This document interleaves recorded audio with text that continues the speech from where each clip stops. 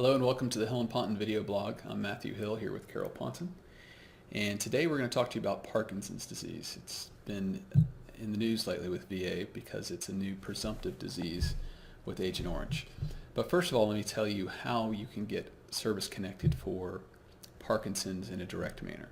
A direct manner means something happened in service that caused your Parkinson's. These cases are very difficult. The only really ways you can do it is if the Parkinson's is diagnosed or manifest meaning that the symptoms of Parkinson's have started to appear but you have not been diagnosed yet, or you were exposed to something in service that caused it. The research is starting to show that exposure to certain chemicals does cause Parkinson's. Some of the chemicals that are being found in the Camp Lejeune water, such as TCE and PCE, are chemicals that may be related to Agent Orange. May be related to Parkinson's. The other big chemical is Agent Orange. The VA has conceded that Agent Orange does cause Parkinson's. So if you were exposed to Agent Orange and you have Parkinson's, that is a presumptive case. Everyone in Vietnam who's exposed and has Parkinson's has an easy case, but as Carol will tell you, there are other areas that the VA has not readily conceded the connection. The problem is that Agent Orange was used so many places, and the VA does not want to recognize that this happened. Many veterans who were in Thailand and who were in Guam were exposed to Agent Orange, as well as other places. And those are the cases that are very difficult because the VA, they have a limited place, a limited area in Thailand, and a limited area also in Korea where they're willing to accept that you may have been exposed to Agent Orange, but for the general veteran, they're not accepting. So we have gathered a lot of literature, a lot of information that shows that Agent Orange was actually in these places. And that's one of the things we're using to get people service connected for Parkinson's.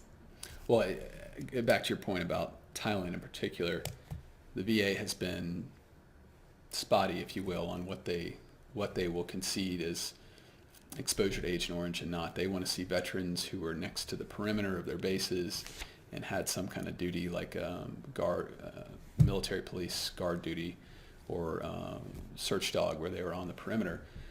But as veterans know, and those who served there in particular, almost everyone was near the perimeter.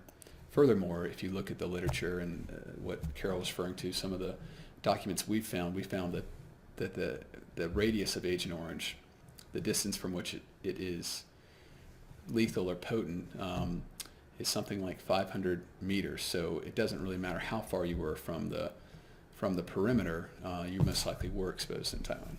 One of the new things that I've gotten recently that I think we're going to be able to use is I actually have a lot of pictures of some of the bases in Thailand. I mean, pictures of where the hooches were, where the people stayed, where the different offices were.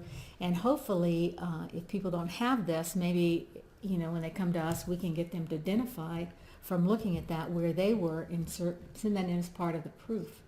Yeah, as far as exposure to Agent Orange goes, pictures help, maps of bases help, statements from others who served with you or had a similar military specialty that you did help a lot as well. The other thing we need to discuss with Parkinson's is the rating system. The minimal rating you can get for Parkinson's is 30%. And so if the VA gives you a 30% rating for your Parkinson's, what they're saying is they acknowledge you have the diagnosis, but you don't have any significant problems. We have seen a lot of cases on appeal where the veteran will come to us and they'll have a 30% rating for Parkinson's, and then the veteran will be on Social Security for the Parkinson's. Sometimes he can't walk because of the Parkinson's or talk. And this is a big problem. This is what we would call an underrating. And the thing that you don't realize is just because you get 30% for Parkinson's, that doesn't mean that you're not entitled to the other problems that Parkinson's causes. Talking, swallowing, walking, using your hands, thinking, all of those things should be separately rated. So when someone gets a rating for just Parkinson's, they're not getting rated for most of the problems that they have. That's a great point in that a lot of the separate ratings are Parkinson's is rated by the symptoms, not just the diagnosis. So the diagnosis gets 30%, but as she said, there's a diagnosis for face, there's a diagnosis for for problems with walking, stuttering, cognition problems such as memory loss. And so once you get rated for Parkinson's, you should see each symptom broken out. And sometimes the VA misses this because Parkinson's affects the whole body. Often the VA misses this. I'm just shocked at how low the ratings are compared to the problems that people have with Parkinson's. And we've spoken to the rating system on another one of our video blogs, but again, the VA looks to the veteran's inability to work as to how much he should be disabled or how much of a rating he should get. So a veteran who cannot work at all should be 100% rated or rated under unemployability. If the veteran can work, then maybe he's not that high, but we've seen plenty of vets where, again, they had just a 30% rating for Parkinson's, yet were on Social Security disability for that. The other thing to look for is even if you are 100% service-connected for Parkinson's, unfortunately the disability is so devastating that you can be entitled to special monthly compensation, essentially compensation above and beyond 100% because the VA recognizes the disability is so awful.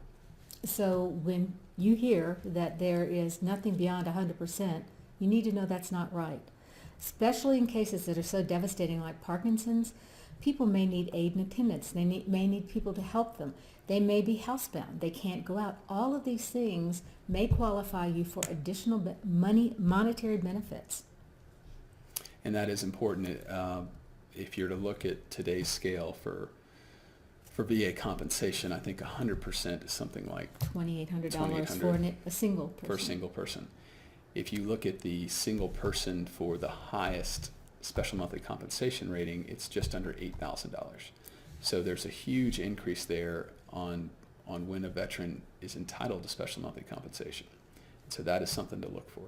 This law is extremely complex because when the VA put in 100%, and often it's easy to figure that out, the special monthly compensation is very difficult to figure out because instead of saying there's another percentage beyond 100%, it could be loss of use of your foot, loss of use of your hand, loss of vision. There's so many different things that come into effect in getting you this extra SMC that you just need to know it's out there. And if you think you qualify, you definitely should try you should put in a claim for that. Or an appeal if they underrated you. Exactly.